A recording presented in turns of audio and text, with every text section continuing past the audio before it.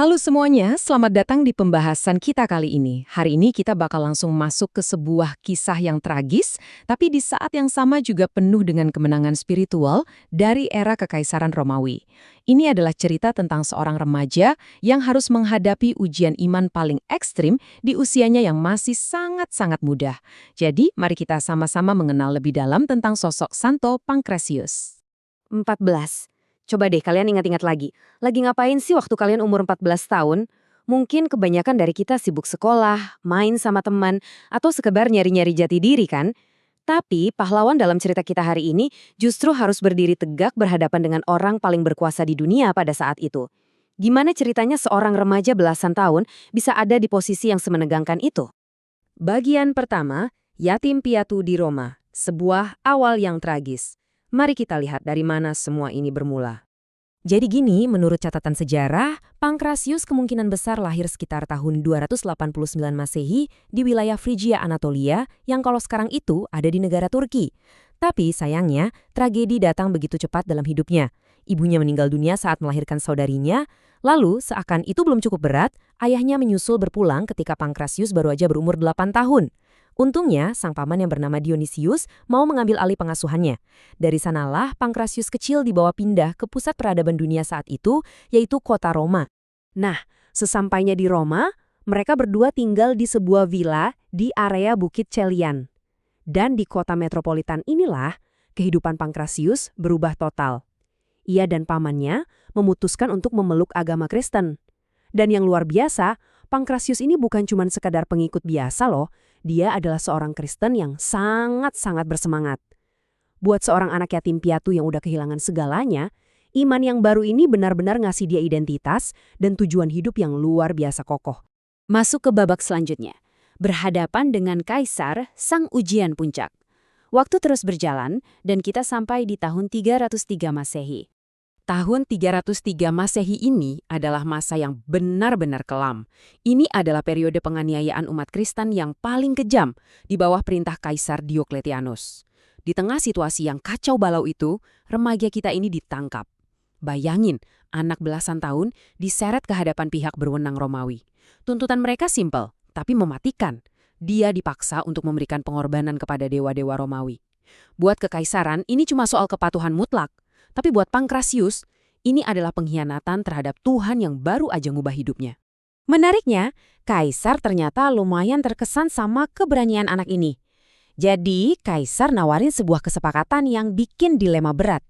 Di satu sisi, Kaisar menjanjikan kemewahan, kekayaan, dan kekuasaan absolut, asalkan Pancratius mau ninggalin imannya. Di sisi lain, tetap berpegang teguh pada iman Kristen, yang artinya kematian. Tapi, tebak apa yang terjadi? Pancratius tanpa ragu sedikit pun menolak tawaran menggiurkan itu dan dengan berani memilih imannya. Keputusan ini membawa kita ke titik yang paling berat. Kemartiran di usia muda, harga sebuah iman. Jelas aja Kaisar yang tadinya terkesan langsung murka, gengsi dong ditolak mentah-mentah di depan umum sama anak kecil. Tanpa ampun, Kaisar langsung memerintahkan eksekusi. Dan begitulah pada tanggal 12 Mei 303 Masehi, di Jalan Via Aurelia Roma, kepala anak berusia 14 tahun ini dipenggal. Sebuah akhir duniawi yang sangat cepat dan tragis buat seseorang yang hidupnya bahkan baru aja dimulai. Tapi tunggu dulu, ceritanya sama sekali nggak berhenti di tiang eksekusi. Lewat sebuah tindakan keberanian dan kasih sayang yang luar biasa, ada seorang perwira Romawi bernama Ottavilla yang mengambil risiko fatal. Secara diam-diam, dia mengambil tubuh Pancratius, mengolesinya dengan balsam agar awet, membungkusnya dengan kain linen yang sangat berharga, dan memakamkannya dengan layak di dalam katakombe Roma. Pengorbanan sang martir muda dipastikan tidak akan hilang ditelan kegelapan. Dan dari situlah lahir apa yang kita kenal sekarang sebagai warisan sang martir, sebuah legenda yang abadi. Kalian tahu, kisah keberanian Pancratius ini langsung nyebar ibarat api kena bensin di masa gereja perdana. Orang-orang pada saat itu sangat mengaguminya. Gimana nggak kagum coba? Orang dewasa aja pada ketakutan, tapi anak muda ini punya keberanian yang jauh melampaui usianya. Sikapnya itu langsung jadi simbol perlawanan spiritual yang menginspirasi ribuan umat lainnya selama masa-masa kelam penganiayaan. Kalau kita perhatikan garis waktunya, dampaknya itu benar-benar luar biasa. Coba bayangkan, 2 abad setelah kemartirannya, tepatnya di tahun 514, sebuah gereja besar dibangun khusus untuk menghormatinya, yaitu Basilika Santo Pancratius di Roma.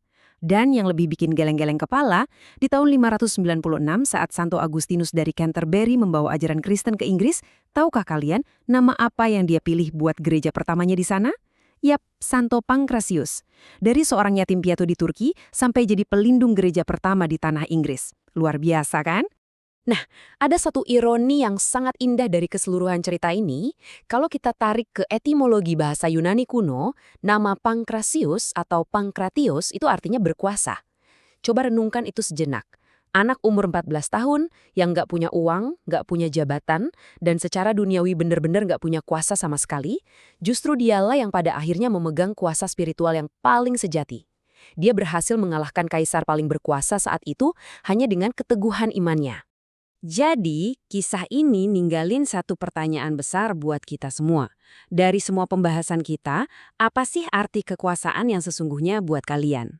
Apakah kekuasaan itu melulu soal harta dan tahta, seperti yang ditawarkan oleh kaisar? Ataukah kekuasaan sejati itu adalah kemampuan untuk berdiri teguh pada keyakinan kalian, bahkan ketika ada risiko kehilangan segalanya? Saya harap cerita tentang keberanian Santo Pancratius ini bisa ngasih sudut pandang baru yang menginspirasi kita semua. Terima kasih banyak udah ngikutin pembahasan kali ini dan sampai jumpa di kisah-kisah menarik selanjutnya.